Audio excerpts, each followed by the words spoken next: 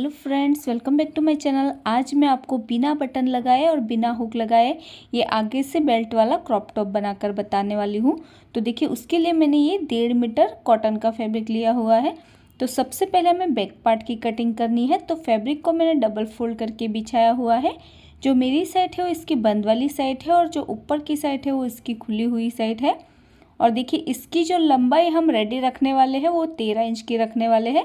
तो 1 इंच हमें सिलाई मार्जिन के लिए लेना है। तो मैंने 14 इंच तक का फैब्रिक कट किया हुआ है। अभी देखिए, शोल्डर के लिए हमें 7.5 इंच पर निशान लगाना है, क्योंकि हम आगे की साइड से डीप नेक बनाने वाले हैं, इसलिए शोल्डर हमें 7.5 इंच का लेना है। और आर्म होल की लंबाई के लिए भी हमें 7.5 इंच पर ही निशान लगाना है। 7.5 इंच पर निशान लगाते हुए एक सीधी लाइन ड्रॉ कर देनी है। जितना हमने शोल्डर लिया है उतना ही हमें आर्म होल भी लेना है। अभी यहाँ से हम चेस्ट का मेज़रमेंट लेंगे। तो आपकी चेस्ट का जो भी मेज़रमेंट हो उसका चौथा भाग करना है और उसमें हमें 2 इंच ऐड कर देना है सिलाई मार्जिन के लिए। तो मैंने 11 इंच पर निशान लगाया है। चेस्ट का 4th पार्ट करना है और 2 इंच एक्स्ट्रा लेना है सिलाई मार्जिन के लिए। अभी देखिए, ये हमारा बैक वाला पार्ट है, इसलिए बैक आर्म होल के लिए हमें 1 इंच पर निशान लगाना है और राउंड शेप ड्रॉ कर देना है बैक आर्म होल के लिए। अभी नीचे से हमें कमर की चौड़ाई का चौथा भाग करना है और उसमें भी हमें 2 इंच ऐड कर देना है सिलाई मार्जिन के लिए। तो मैंने 10 इंच पर निशान लगाया है और साइड से भी हमें लाइन ड्रॉ कर देनी है। अभी देखिए, गले की चौड़ाई के लिए हमें 3 इंच पर निशान लगाना है, क्योंकि देखिए आगे से हम डीप नेक बनाने वाले हैं, तो गले की चौड़ाई हमें 3 इंच की ही लेनी है। और ये बैक वाला पार्ट है, तो पीछे की गले की लंबाई के लिए हमें 1 इंच पर निशान लगाना है और इस तरीके से राउंड शेप ड्रॉ कर देना है। अभी देखिए, इसमें हमें शोल्डर स्लोप लेने की कोई ज़रूरत नहीं है, ऐसे ही हम इसे कट कर लेंगे। तो जैसे हमने ड्रॉ किया है वैसे ही हमें इसकी कटिंग कर देनी है। तो ये देखिए, मैंने इसकी कटिंग कर दी है और ये हमारा बैक वाला पार्ट रहेगा। अभी देखिए, हम फ्रंट पार्ट की कटिंग करेंगे। तो उसके लिए मैंने 25 इंच तक की चौड़ाई वाला फैब्रिक कट करके रखा हुआ है। अभी इसे हमें डबल फोल्ड करके बिछाना है। तो देखिए, जो बंद वाली साइड है वो मेरी तरफ है और जो खुली हुई साइड है वो नीचे की तरफ है। यानी कि देखिए, ये तीनों साइड इसकी खुली हुई है और जो मेरी साइड है वो इसकी बंद वाली साइड है। अभी देखिए, इसकी जो लंबाई मैंने रखी है वो 14 इंच की ही रखी है। जितनी हमने बैक पार्ट की लंबाई रखी थी उतनी ही लंबाई हमें इसकी भी रखनी है। और इसकी जो चौड़ाई हमें रखनी है वो कम से कम 23 से 25 इंच तक की रखनी है। अगर आपको और भी ज़्यादा लंबा बेल्ट चाहिए तो इसकी चौड़ाई आप और भी ज़्यादा रख सकते हैं। अभी देखिए, इसके ऊपर हमें जो बैक वाला पार्ट है वो इस तरीके से बिछा देना है। यानी कि देखिए, जो खुली हुई साइड है वहीं पर हमें बैक वाले पार्ट को इस तरीके से रख देना है और एज इट इज़ इसे हम ऐसे ही ड्रॉ कर लेंगे। इसका शोल्डर और साइड का आर्म होल और नीचे तक हमें इसे एज इट इज़ ऐसे ही ड्रॉ कर लेना है। देखिए, सेंटर में भी एक लाइन हमें ड्रॉ कर लेनी है, जितना हमारा बैक वाला पार्ट है बिल्कुल वैसे ही। अभी बैक पार्ट को हम हटा देंगे और जो लाइन हमने ड्रॉ की है उसे हम एक बार फिर से डार्क कर लेंगे।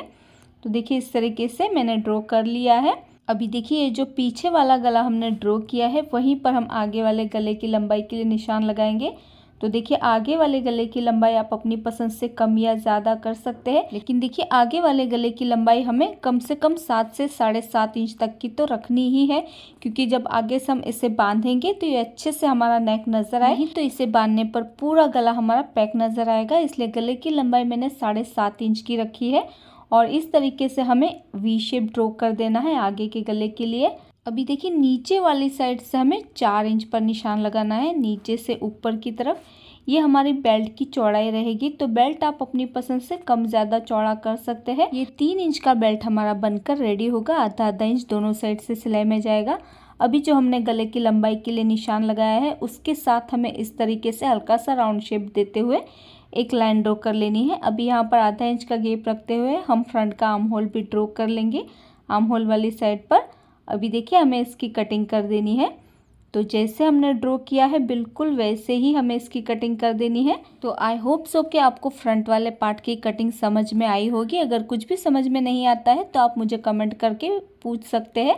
अभी देखिए, ऊपर से जो इसकी बंद वाली साइड है उसे भी हमें कट करके अलग कर देना है। तो देखिए, ये हमारे 2 पार्ट कट हो चुके हैं आगे के लिए। ये जितना भी आप एक्स्ट्रा फैब्रिक देख रहे हैं वो हमारे आगे वाली साइड पर टाई अप होगा। इसमें आपको ना तो बटन लगाने की ज़रूरत है ना तो हुक लगाने की ज़रूरत है। अभी देखिए ये जो 2 पार्ट हमने आगे के लिए कट किए हैं वैसे ही पार्ट हमें अस्तर पर भी कट करने हैं। तो हम सिर्फ आगे वाले पार्ट को ही अस्तर पर कटिंग करेंगे, बैक वाले पार्ट की कटिंग हम अस्तर पर नहीं करेंगे क्योंकि ये फैब्रिक हमारा थोड़ा सा मोटा ही है। अभी हम स्लीव की कटिंग करेंगे। तो फैब्रिक को मैंने 4 फोल्ड करके बिछाया हुआ है। जो मेरी साइड है वो इसकी बंद वाली साइड है और जो ऊपर की साइड है वो इसकी खुली हुई साइड है। और स्लीव की जो लंबाई मैंने रखी है वो 16 इंच की रखी है। नीचे हम 5 इंच की अलग से इसमें बेल स्लीव अटैच करने वाले हैं और ऊपर से जो इसकी चौड़ाई मैंने रखी है वो 8.5 इंच की रखी है। अभी कैप स्लीव की लंबाई के लिए हमें 3 इंच पर निशान लगाना है और बंद वाली साइड से भी हमें 3 इंच पर ही निशान लगाना है। 3 इंच पर निशान लगाते हुए हमें एक सीधी लाइन ड्रॉ कर देनी है। अभी देखिए खुली हुई साइड पर हमें 2 इंच पर निशान लगाना है सिलाई मार्जिन के लिए और इसमें हमें स्लीव का शेप ड्रॉ कर देना है। जैसे हम नॉर्मल स्लीव का शेप ड्रॉ करते हैं बिल्कुल उसी तरीके से। अभी देखिए नीचे से जो मेरी स्लीव की चौड़ाई है वो 5 इंच की है और उसमें 2 इंच हमें एक्स्ट्रा लेना है सिलाई मार्जिन के लिए। तो आपकी स्लीव का जो भी मेज़रमेंट हो उसका आधा करना है और उसमें 2 इंच ऐड कर देना है सिलाई मार्जिन के लिए। तो मैंने 7 इंच पर निशान लगाया है और साइड से भी हमें लाइन ड्रॉ कर देनी है। अभी हमें इसकी कटिंग कर देनी है। तो जैसे हमने ड्रॉ किया है बिल्कुल वैसे ही हमें स्लीव की भी कटिंग कर देनी है। तो ये देखिए मैंने स्लीव की भी कटिंग कर दी है। अभी हम इसके लिए साथ ही साथ बेल स्लीव की भी कटिंग कर लेंगे। तो देखिए फैब्रिक को मैंने डबल फोल्ड करके बिछाया हुआ है। अभी एक बार फिर से फोल्ड कर लेंगे तो ये हमारा 4 फोल्ड फैब्रिक हो जाएगा। देखिए इस तरीके से ये हमारा 4 लेयर में फैब्रिक बिछाया हुआ है। अभी जो मेरी साइड है वो इसकी बंद वाली साइड है। अभी देखिए ऊपर का जो कोना है वहाँ पर हमें स्लीव को इस तरीके से रखना है। तो इस तरीके से भी आप बेल स्लीव की कटिंग कर सकते हैं या फिर इस तरीके से, यानी कि जो स्लीव की नीचे वाली चौड़ाई है उसे हम मेज़र कर लेंगे। तो ये 7 इंच की चौड़ाई है। अभी देखिए ये जो ऊपर वाला कोना है वहाँ पर हमें इंची टेप को इस तरीके से रखना है और जहाँ पर भी हमारा 7 इंच का मेज़रमेंट आता है वहाँ पर हमें निशान लगा देना है। अभी देखिए एक साइड से हम चेक कर लेंगे कि कितना मेज़रमेंट आया है। तो ये 5 इंच का आया है। तो दूसरी साइड पर भी हमें 5 इंच पर ही निशान लगाना है और दोनों साइड पर हम 5 इंच पर इस तरीके से निशान लगाते हुए राउंड शेप ड्रॉ कर लेंगे। ये देखिए इस तरीके से। अभी हम लंबाई के लिए निशान लगाएंगे। तो मेन स्लीव की लंबाई हमने 16 इंच की रखी है। तो हम टोटल स्लीव की लंबाई 21 इंच की रखने वाले हैं। तो नीचे हम 5 इंच की बेल कट करने वाले हैं तो 1 इंच हम एक्स्ट्रा रखेंगे सिलाई मार्जिन के लिए। तो मैंने 6 इंच पर निशान लगाया है। अभी ऊपर से देख लेंगे कितना आया है। तो मेरा 11 इंच का आया है। तो यहाँ पर हमें 11 इंच पर निशान लगाते हुए इस तरीके से राउंड शेप ड्रॉ कर देना है और हमें इसकी कटिंग कर देनी है। तो देखिए आप स्लीव की लंबाई अपनी पसंद से कम ज़्यादा कर सकते हैं। ये हमारी फुल स्लीव रहेगी। तो देखिए इस तरीके से 2 बेल कट हो चुकी है दोनों ही स्लीव के लिए। और ये देखिए मैंने फ्रंट पार्ट के लिए अस्तर की कटिंग कर ली है, लेकिन मेरे पास सेम कलर का फैब्रिक नहीं था इसलिए मैंने दूसरे कलर का फैब्रिक लिया है। आप सेम कलर का ही फैब्रिक लीजिएगा। अभी देखिए फ्रंट वाले एक पार्ट को हमें सीधा रखना है और उसके ऊपर हम अस्तर को रखेंगे और इसके गले में और नीचे वाली साइड के बेल्ट में हमें सिलाई लगानी है। सिर्फ गले में और बेल्ट में ही हम सिलाई लगाएंगे, बाकी कहीं पर भी हमें सिलाई नहीं लगानी है। और इसी तरीके से दूसरे पार्ट को भी हमें सीधा ही रखना है और उसके ऊपर अस्तर को रखेंगे और इसके गले में और नीचे वाली साइड पर बेल्ट में हम सिलाई लगाएंगे। देखिए सिर्फ गले में और बेल्ट में ही हमें सिलाई लगानी है और उसके बाद बैक वाला पार्ट हमें सीधा ही रखना है क्योंकि बैक में हमें अस्तर अटैच नहीं करना है, इसलिए बैक पार्ट के गले में हमें तिरछी पट्टी लगानी होगी। तो देखिए मैंने ये तिरछी पट्टी कट कर ली है। इसे हम गले के ऊपर सीधी साइड से रखते हुए इसमें सिलाई लगाएंगे और पट्टी को डबल फोल्ड करते हुए अंदर की साइड पर पलट देंगे।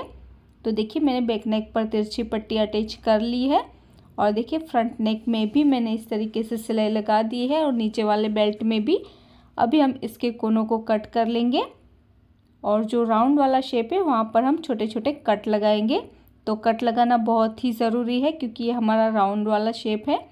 अभी हम अस्तर को उल्टी साइड पर पलट देंगे और इसके कोनों को भी हमें अच्छे से बाहर निकाल लेना है और उसके बाद हम इसके ऊपर कवर सिलाई लगा देंगे और जो खुली हुई साइड है वहाँ पर भी हम सिलाई लगा देंगे।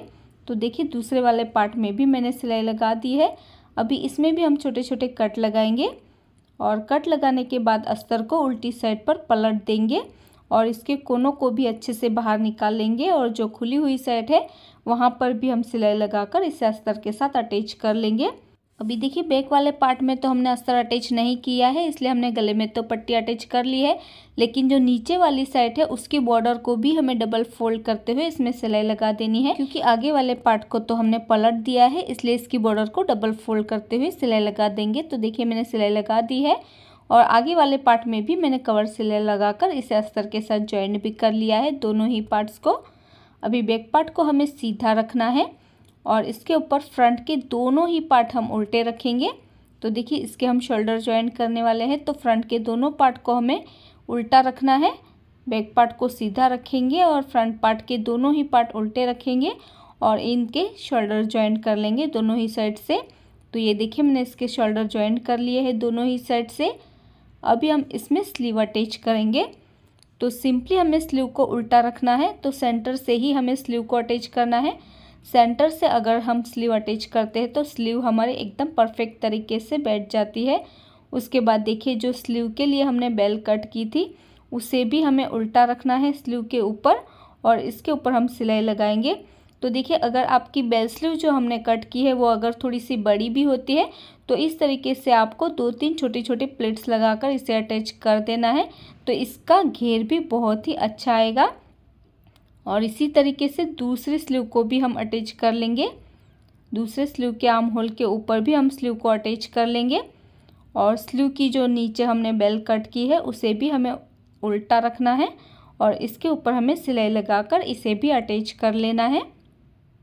तो देखिए मैंने स्लीव को अटैच कर लिया है और ये बेल स्लीव को भी मैंने अटैच कर लिया है। तो 2 से 3 हमारी प्लेट्स आई है। इसी तरीके से दूसरी स्लीव को भी मैंने अटैच कर लिया है और बेल को भी मैंने अटैच कर लिया है। अभी देखिए इसकी जो किनारे वाली बॉर्डर है उसमें अगर आप चाहे तो स्टिच करवा सकते हैं या फिर इसकी बॉर्डर को इस तरीके से डबल फोल्ड करते हुए इसमें सिलाई लगा दीजिएगा। उसके बाद इसे हम उल्टा कर देंगे और साइड से 2 इंच का गैप रखते हुए हमें इसकी फिटिंग कर लेनी है। तो साइड से हमें 2 इंच का गैप रखना है और इसकी फिटिंग कर लेनी है। तो इसी तरीके से दूसरी साइड पर भी हमें 2 इंच का गैप रखते हुए इसकी फिटिंग कर लेनी है ऊपर से लेकर नीचे तक। तो ये देखिए मैंने इसकी फिटिंग कर ली है दोनों ही साइड से। और देखिए ये क्रॉप टॉप वैसे तो हमारा बनकर रेडी हो गया है और इसे हम प्रॉपर फिटिंग के साथ इस तरीके से टाइट नोट बनाकर इसे पहन सकते हैं। ये खुलेगी भी नहीं आपकी नोट और आपको यहाँ पर ना बटन्स लगाने की ज़रूरत होगी ना तो हुक लगाने की ज़रूरत होगी और प्रॉपर फिटिंग के साथ ये हमारा क्रॉप टॉप बनकर रेडी हो गया है। आप इसे ब्लाउज की तरह भी साड़ी के ऊपर पहन सकते हैं। सो फ्रेंड्स आई होप कि आपको आज का ये ट्यूटोरियल पसंद आया होगा। अगर आपको आज का वीडियो पसंद आया है तो इसे लाइक कीजिएगा, शेयर कीजिएगा और आपको अगर मेरे वीडियोस पसंद आते हैं तो मेरी चैनल को सब्सक्राइब ज़रूर कीजिएगा और साथ में उस बेल आइकन को प्रेस करना मत भूलिएगा ताकि आपको हमारी आने वाली वीडियो की नोटिफिकेशन सबसे पहले मिल सके। और आपको ये वीडियो कैसा लगा है मुझे कमेंट करके ज़रूर बताइएगा। मेरा ये वीडियो देखने के लिए thank you so much friends.